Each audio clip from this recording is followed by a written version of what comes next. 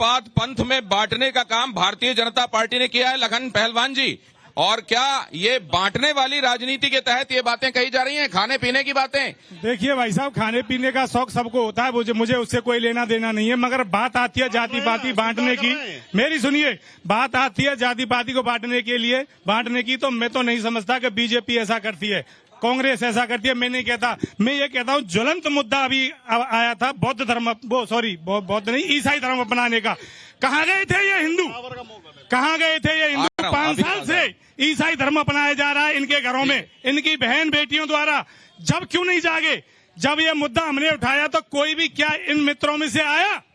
चलिए, क्यों नहीं आया? ये बांटने का काम भाई साहब, इससे पहले नहीं, एक बात, ये बांटने का काम कहीं खो ना जाए। बांटने का काम कर कौन रहा है? बांटने का काम इनकी पार्टी करती है। वो कह रहे हैं अब्बा कर रहे हैं, दिखा रहे हैं। बांटने का हर स्पीच में, हर भाषण में हिंदू मुस्लिम दिखता है। कहीं रोजगार की बात की, 2 करोड़ रोजगार कहाँ गया? नहीं, 15 लाख रुपए खाते में कहाँ गए? प्रत्याशी भी बनाया, खटाना जी, प्रत्याशी भी बनाया, तो आप अपराधी प्रत्याशी बनाया। गौतम जी, दिगंबर खटाना जी जोश में है। मैं बताता हूँ किसकी स्पीच में बोलता है। नहीं, 1 सेकंड उनकी बात पूरी होने दीजिए। एक LLB पढ़ा लिखा प्रत्याशी, एक अनपढ़ को, मैट्रिक पास को आप प्रत्याशी बनाते हो। एक पढ़े लिखे, कांग्रेस पार्टी रोजगार की बात करती है, कांग्रेस पार्टी युवाओं की बात करती है, कांग्रेस पार्टी एजुकेशन की बात करती है, कांग्रेस पार्टी हॉस्पिटल की बात करती है, कांग्रेस पार्टी एक गरीब मजदूर की बात करती है, कांग्रेस पार्टी किसान की बात। दिगंबर खटाना जी, अभी देश में कितने एम्स हैं? ये इन पे सिर्फ देश में कितने एम्स हैं दिगंबर खटाना जी? देश में कितनी IITs हैं? वो ये बेच तो रहे हैं सर, कितने एम्स हैं? बेच तो रहे हैं। 70 साल का विकास, अभी 70 साल कांग्रेस के समय कितने एम्स थे, अभी कितने एम्स हैं? इनके पास जवाब ही नहीं है, इनके पास जवाब ही नहीं है। मैं बता सकता हूँ इनके पास जवाब नहीं है। 70 साल का देखिए, पहली बात तो ये कह रहे थे कि जात पात धर्म की राजनीति करते हैं। मैं पूछना चाहता हूँ, हिंदू धर्म में शक्ति और शक्ति का विरोध करना चाहिए, किसने कहा था? हिंदू धर्म में शक्ति है, शक्ति का विरोध करना चाहिए, किसने कहा था? आप सेकुलर मुस्लिम लीग सेकुलर पार्टी है, किसने कहा था? और मनीष तिवारी ने कहा था कि अगर भगवत गीता को राष्ट्रीय धर्म घोषित कर दिया जाएगा तो देश की एकता खतरे में हो जाएगी। कौन कर रहा है जात पात धर्म की बात? अरे हम तो उस क्षेत्र के रहने वाले हैं। ये लोग क्या है? तो उस क्षेत्र के रहने वाले, ये लोग ओसामा बिन लादेन को साथ में सुन रहे थे, जब आप कह रहे थे वो सुन रहे थे। ये लोग ओसामा बिन लादेन को साथ देते हैं और हाफिज सईद को जी कहकर बुलाते हैं। राज्य में जातिवाद की बात करने वाले लोग ये लोग हैं। वो सुन रहे थे, जब आप कह रहे थे वो सुन रहे थे, उनकी बात पूरी हो जाने दीजिए। ये लोग वो हैं जो हाफिज सईद को साहब और ओसामा बिन लादेन को जी कहते हैं। ये लोग वो हैं, ये चाहते हैं कि नवदुर्गा नहीं, चाहते हैं समाज में खाई ना बढ़ जाए इसलिए जी लगाते हैं। करो, ये चाहते हैं समाज में खाई ना बढ़ जाए इसलिए जी लगाते होंगे। आप भी व्हाट्सएप यूनिवर्सिटी से आओ, प्रवक्ता महोदय। अरे व्हाट्सएप नहीं, खोल के देख लो, सारे लोग पढ़ते हैं, पढ़ लो। ना कि माँ दुर्गा का विरोध किया, ना कि माँ दुर्गा का विरोध किया। माँ दुर्गा शक्ति का रूप है, उसे हम भी पूछते हैं। एक सेकंड, हिंदू आतंकवाद वाली बात किसी कांग्रेसी नेता ने कही थी या व्हाट्सएप यूनिवर्सिटी से आया था?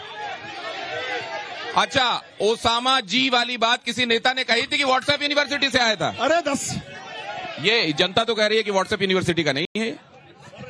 हमने भी सुना, हमने भी सुनी, हमने भी सुना। नहीं, आपने स्पीच सुनी कि नहीं सुनी? सुना है हमने। जो कहा गया था वो तो सुना होगा ना। किस नेता ने? प्रदर्शन से मतलब है अपनी ताकत से, अपने हिंदू धर्म में एक शक्ति होती है, अपनी उस शक्ति के साथ हमारी लड़ाई है। सर, यही बात तो कही गई थी ना। माँ दुर्गा का विरोध कभी कांग्रेस पार्टी ने नहीं किया। नहीं, जरा मैं ये कहने सुनने की गलती है, गुंजाइश है, या जानबूझ के इस देश में यहाँ के ज्यादातर लोगों की भावनाओं का ख्याल नहीं रखा जाता और उसका उपहास किया जाता है। जरा ये समझूंगा मैं बहुत जल्दी।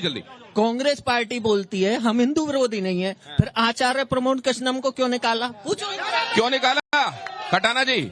वो उनकी विचारधारा थी, कुछ पार्टी को गलत लगा था, क्योंकि वो राम मंदिर के स्थापना समारोह में गए थे। वो राम मंदिर के स्थापना समारोह, नहीं, जवाब लेने दीजिए खटाना जी से। एक सेकंड खटाना जी, राम मंदिर के स्थापना दिवस में जाने का अधिकार ईडी को ही है क्या? हमको नहीं है क्या? नहीं तो बाकी हमने तो आपको भी बुलाया था, आप क्यों नहीं आए? हमने तो कांग्रेस को भी निमंत्रण दिया था ना, मंदिर समिति ने क्यों नहीं आए कांग्रेसी? क्यों निमंत्रण ठुकराया? क्यों नहीं आए? मैं भी जाऊंगा, क्यों नहीं आए कांग्रेसी? आप ये कह रहे हैं आगे बढ़ते जाऊंगा। कांग्रेस का भरतपुर में खेल खत्म है। पिछले 7 बार में से केवल 1 बार जीती है, 6 बार भाजपा। नहीं, एक बात और बताइए मुझे। नहीं, एक सेकंड, कांग्रेस का भरतपुर में खेल खत्म है जब आप ये बात कह रहे हैं, तो मैं जरा ये भी जानना चाहूंगा कि यहाँ गंगा जल की बात बहुत हो रही है। वो गंगा जल का असर होता है नहीं होता है? जाट सूरज सेना का राष्ट्रीय महामंत्री हूँ। ये जो गंगा जल की बात कर रहे हैं ना, सबसे ज्यादा हमारा समाज जाट समाज वोट देगा, क्योंकि पहली बार हमारे क्षेत्र का मुख्यमंत्री बना भजनलाल शर्मा, तो भजनलाल शर्मा बने, विकास की गंगा बहेगी। यहाँ मुख्यमंत्री का गृह जिला है, यहाँ से मुख्यमंत्री बने सबसे ज्यादा आ जाएगा वोट। हाँ, देखिए ये बात करते हैं धर्म की, मैं तो इनसे एक चीज पूछना चाहता हूं, उनके प्रवक्ताओं से, आप इनसे रोजगार की बात कीजिए। दूसरी वाली बात ये बोलते हैं जाट आरक्षण की, अरे भाई आप तो बिजनेसमैन हो सकते हैं, उन जाटों से पूछिए जो खेतों में लगे हुए, आप जाट आरक्षण। तो गंगा जल का असर है, असर नहीं, पूरा जाट समाज कांग्रेस को वोट करेगा और बीजेपी को भगाएगा। ये बात करते हैं मेरी बात सुनो, ये बात करते हैं मेरी बात सुनो हिंदू तत्व की, ये मानते कहाँ है मेरी बात सुनो हिंदू को, ये तो हिंदुओं को लड़ाना मानते। मेरी बात सुनो, इनके पास कोई कैंडिडेट नहीं, इतना मेरी बात सुनो घटिया कैंडिडेट कबूतरबाज को जो दोबारा से लाए, इन्होंने 5 साल कुछ भी नहीं किया है। सर लेकिन आपका मेरी बात सुनो मुझे याद रहेगा। एक सेकंड सर, बहुत सी एक बात सारी धर्म की करते हैं, ये फ्री में क्यों बांट दे हर चीज को, कभी 2000 दे दो, 5000 दे दो, किसी को ये बांट दो, किसी को ये बांट दो, रेल फ्री, बिजली फ्री, क्यों करना चाहते हैं फ्री ये? नहीं तो क्या ये राजनीति कभी कांग्रेस ने नहीं की? किसानों का कर्ज माफ कर दो, ये नहीं, सभी से पूछना चाहता हूँ, सभी पॉलिटिकल पार्टियों से ये जानना चाहते हैं कि ये मुफ्त में बगैर कुछ किए देने वाली परंपरा खत्म होगी, कब खत्म होगी? सांस्थानिक रूप से भी दिए जाने की परंपरा कब खत्म होगी, ये भी मैं आपसे जानूंगा। लेकिन और बातें कुछ देखो साहब, जिस समय देश आजाद हुआ, देश की जनसंख्या 37 करोड़ और आज के समय में जनसंख्या लगभग 150 करोड़, इनको रोजगार कहां से आएगा? ये अपना जनसंख्या नियंत्रण करें। और फिर ये महंगाई की बात करते हैं। मैं एक नौकरी से रिटायरमेंट आदमी हूँ। जिस दिन मैंने नौकरी शुरू की, सरकारी कर्मचारी हूँ, जिस दिन मैंने नौकरी शुरू की मेरे महीने की तनख्वाह थी 476 रुपए, और जिस दिन मैं रिटायरमेंट हुआ उस दिन मेरे महीने की तनख्वाह थी 83,000 रुपए, यानी 200 गुना ज्यादा। तो बताओ महंगाई कहाँ है? नहीं, लेकिन एक बात बताइए, जब आपकी नौकरी लगी होगी, बेरोजगार तो तब भी रहे होंगे, बेरोजगारी तो तब भी रही होगी, की कोई सीमा नहीं थी उस समय भी। तो बेरोजगारी एक ऐसी चीज है क्या जो हमेशा रही है, हमेशा रहेगी, इसीलिए यह मुद्दा नहीं बनता क्या? ये भी मैं समझूंगा।